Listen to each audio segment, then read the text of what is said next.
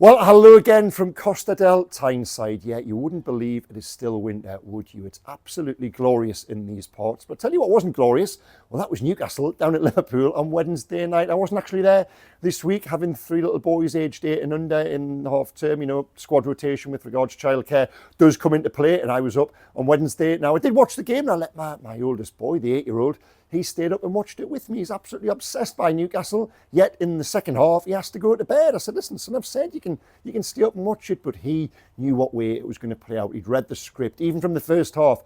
I think we all did. And that was the disappointing element from it, from a Newcastle perspective. Now, I didn't think it was the worst performance in the world. I thought they had periods of decent enough territory, kept the ball in phases. Heads didn't really drop after that early goal. But did Liverpool ever really look in danger? Was the result ever in any doubt? If Newcastle had have found a way to score, I just think Liverpool would have gone to their end and got another one or another two. They did what they had to do. So yes, while Newcastle weren't disgraced, there seemed a real gulf between the teams for me, and that will be a worry going down to Wembley. Now, the obvious question to come back is, well, what difference would Alexander Isak make? And it was what I asked of Eddie Howe this morning. I don't think Newcastle are a one-man team, and that I think they've got a lot of good players. How can they be a one-man team when they've got some of those names in there? But increasingly now, the evidence is there that they are dependent on one man for it all to work, for it all to click, to be the team they want to be. And it was the question I said of Eddie, and he said, yes, you know, we're not a one-man team. We would never venture down that avenue. That would send the wrong message. But they have, over time, tailored their game to the abilities and the skill set of Alexander Isak. So when he is not there, they've got to rip that all up and try and find a different way to score. And as I said on Wednesday night, even the building blocks were there to a certain point, but when it got to the final third, it all fell down. No shot on target. You know, that speaks volumes. There's now 3 Premier League games this season without Isak. They've scored 1 goal in that time. That was a penalty. And they've taken 2 points. But not just that.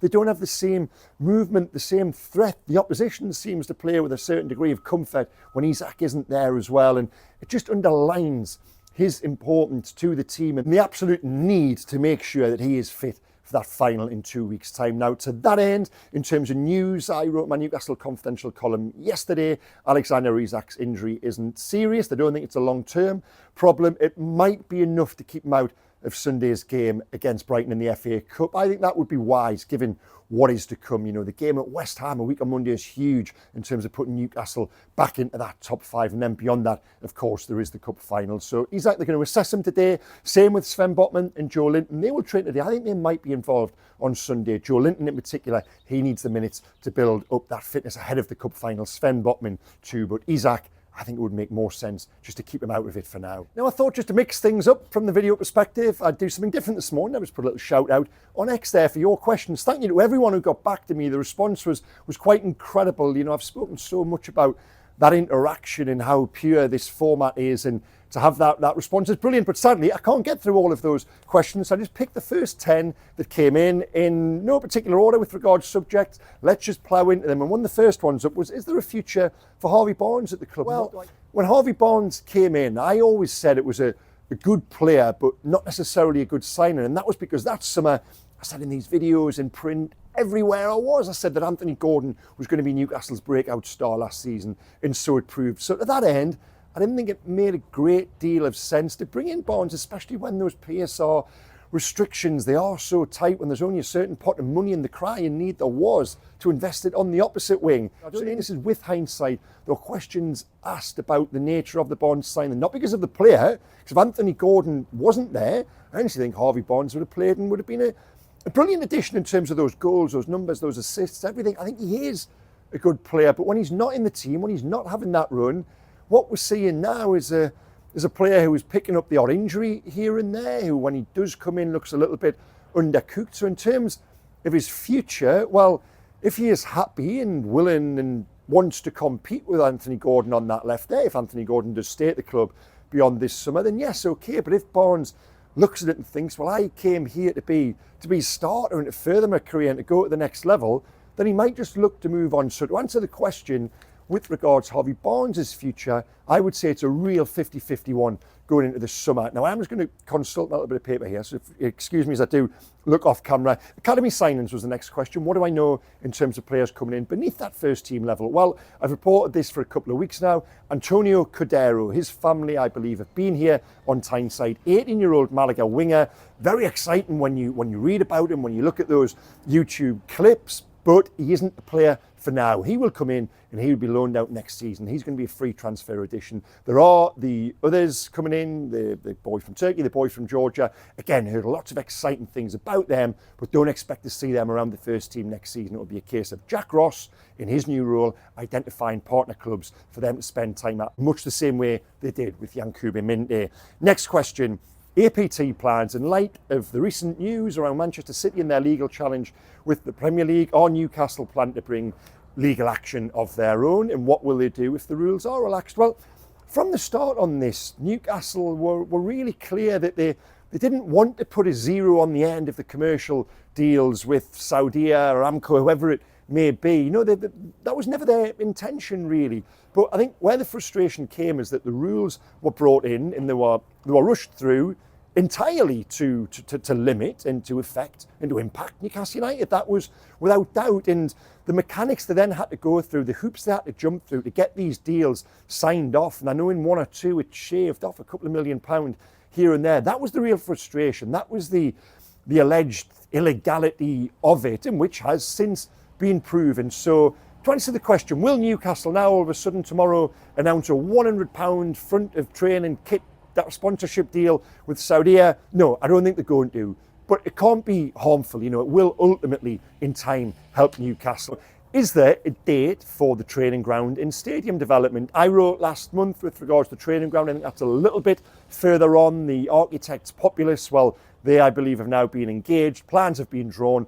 I would expect and hope for an announcement on the training ground. Now, it might come at the same time as the stadium, but certainly the training ground now, I see no reason why they can't press ahead with that. I'm surprised it's actually taken 3 years to get to this point. So the training ground, yes. Well, the stadium, I've written recently an announcement, actual official announcement, that might not be until closer to the end of the season. Now, of course, Newcastle's key stakeholders, PIF, the guys on the ground here in the northeast, they all met up at Matfin Hall earlier in the week. I'll put the link in the description below. I walked into Matfin Hall straight through the front door and sat there right amongst them during the lunch hour. Fascinating to be there. My observations, again, link in the description below. Just as they start cutting the grass here, I think we can get away with it from a sound perspective. We'll have a little wander. Nick Pope, does he deserve to keep his place? Now, it was contentious when Pope came back in for Martin Dubravka. He's played the last two. Has he looked sharp? Has he looked like the Nick Pope of 2 seasons ago? Couldn't concede a goal? Well, no. But I do believe that now Eddie Howe has made his decision, it was made with the cup final in mind. For example, if he'd made the call this weekend or the weekend after and Nick Pope had only come in 1 or 2 games out from the cup final, well, there's every chance he may have performed the way he did down at Liverpool the other night when he does look a little bit short, when he does look a little bit heavy to get down. So I think the thinking is put Pope in, let him build that confidence, let him build that sharpness. So I would expect to see Pope play on Sunday and beyond that against West Ham as well. I think he needs those minutes, he needs those games to get him to the point where they believe he probably is still the number one ahead of Dubravka going into the number one game, which is that cup final. Priority in the summer with regards to transfers. Now, my Newcastle Confidential column revealed yesterday there was a big key scouting summit last weekend at the Hilton Hotel. Paul Mitchell led that. Targets were identified, discussed, the strategy. Now, it's my information that there aren't 2 definite lists, you know, one which is Champions League, one which isn't Champions League. Newcastle, from what I'm told, know what they want to do.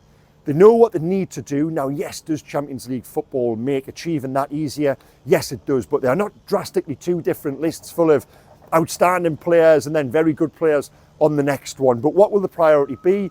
Well, I've already written confidential last week that I believe James Trafford will come in the summer. I do think a goalkeeper now is right up there, and certainly what we've seen this season, I think a goalkeeper is a very quick, immediate way to improve that starting 11. Pope and Dubravka are good, but I believe in the noises coming back from inside the club or that there is a chance for evolution there in that position. Well, where else, what will the priority be?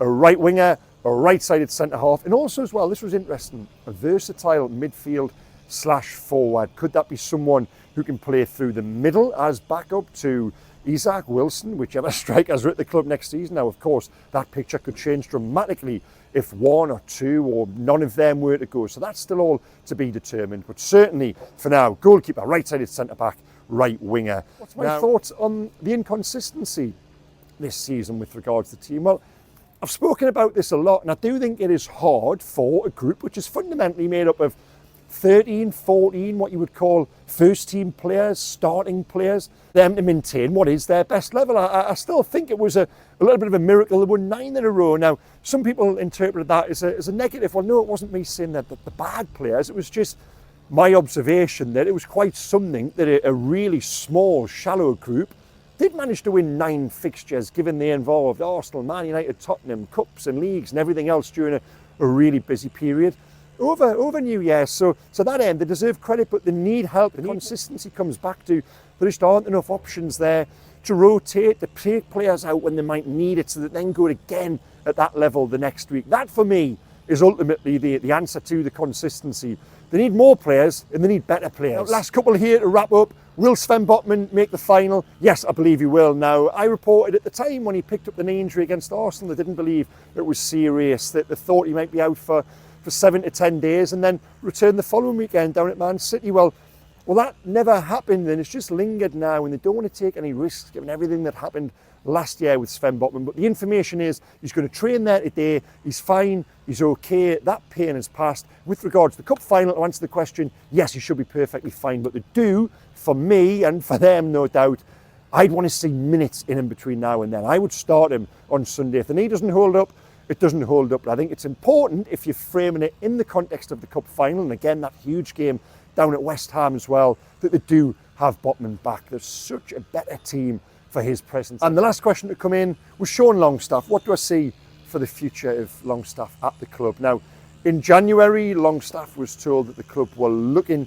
to move him on if they could. Now, at the start of the month, they had that PSR deficit headache to solve, as they routinely do in these parts. Longstaff was one who was identified as a player who could be sold. But for that to happen, you've got to have a buyer and you've got to have a player who was willing to go. Now, there were 1 or 2 who were sniffing around in the Premier League, but I think Sean Longstaff himself looked at the situation and thought he was better off staying for now. And I understand that, I get that, I've spoken about it previously.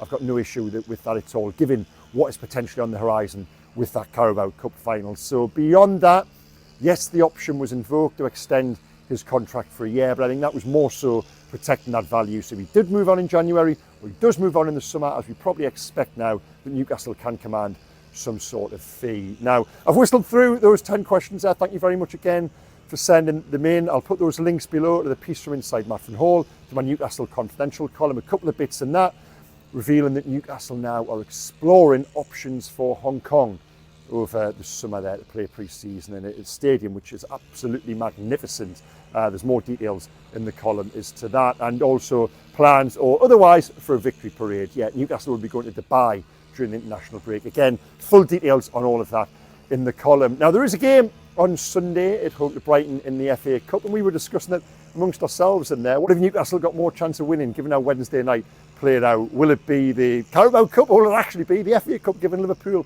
on in that? Now, of course, the answer is the Carabao Cup, given that there's only one match, but they've got a wonderful chance in the FA Cup. And while I spoke about this in the last video before the game down at Birmingham, this debate, it does exist, it's there, it's always there, it's not just Newcastle, across every club. Would it be better not being in these competitions sometimes, given that importance of the Champions League, given that need to be in there to push back on those PSR limitations?